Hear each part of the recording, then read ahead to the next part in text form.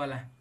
Donc, si je vous demande par exemple la valeur d'un seul carré quand j'agrandis cette image à l'infini, alors le carré que nous voyons au niveau du curseur ici, quand je vous demande de me donner sa valeur, et vous allez me dire peut-être par exemple que c'est 10 ou bien c'est très proche de 0, alors on peut l'appeler un tenseur d'ordre 0 puisque c'est juste une valeur que vous m'avez donnée. Mais si je vous donne par exemple cette ligne, de me donner les valeurs consécutives de ces pixels, vous allez me citer une ligne de valeur.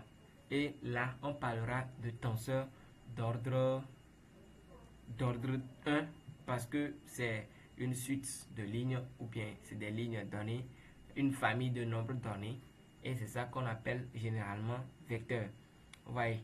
Et peut-être c'est ça, vous allez nommer U avec pour composante n'importe quoi.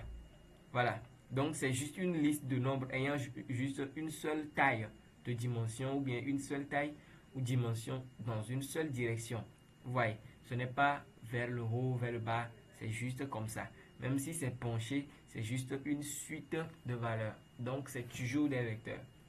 Maintenant, quand je vais vous demander de me donner les valeurs de toute la photo, comme c'est juste une, une photo en blanc-noir, alors il n'a que des valeurs uniques pour chaque tableau. Par exemple, cette case n'a qu'une seule valeur qui est, par exemple, 100. Quand je dis que c'est 100, avec 100, avec 100, je peux définir exactement avec justesse la valeur de la couleur de ce pixel. Donc, les couleurs blanc-noir peuvent être définies comme une matrice. Maintenant, quand on prend une image en couleur ou bien une photo bien colorée, ce sont des pixels mais qui ne sont plus du blanc noir, ce sont des pixels coloriés. Or, on sait bien que les couleurs, c'est juste une composition de trois couleurs principales qui est le rouge, le vert et le bleu. Donc j'ai pris un exemple ici de la couleur rose, et quand on prend la couleur rose, c'est le rouge mélangé au vert et mélangé au bleu. Donc quand on mélange, je suis bien évidemment en RGB, donc quand je prends la valeur de R avec 255, le vert avec 165 et du bleu avec 198, je vais tomber sur cette couleur. Donc en réalité c'est une fusion de trois couleurs. Quand je prends cette couleur comme ça, je peux la décomposer en trois différentes couleurs. Donc, trois matrices différentes. Donc, c'est ça qu'on appelle un tenseur d'ordre 3. C'est un regroupement de trois valeurs en une seule chose. C'est ça qui donne en fait un tenseur d'ordre 3. Donc, je pense qu'avec cette définition, toutes les photos que vous voyez, ce ne sont juste que des tenseurs d'ordre 3, c'est-à-dire des pixels très agrandis. Vous verrez des petits carrés qui ont chacune trois valeurs en elles-mêmes. Donc, c'est un peu ça la notion complète de tenseur d'ordre 3. Et comme d'autres exemples, on peut encore prendre comme exemple les données météorologiques. Quand on est en train d'étudier la météo, on prend par exemple comme première information la ville, comme deuxième information le temps.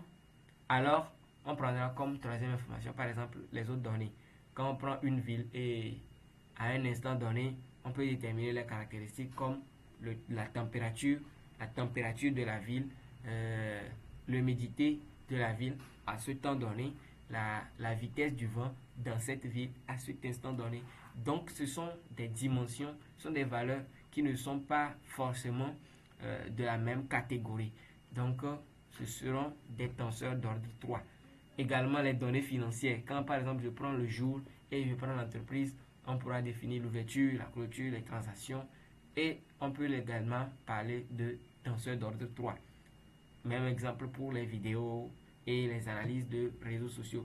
Bref, presque tout ce que nous voyons dans la vie, ce sont des tenseurs d'ordre 3.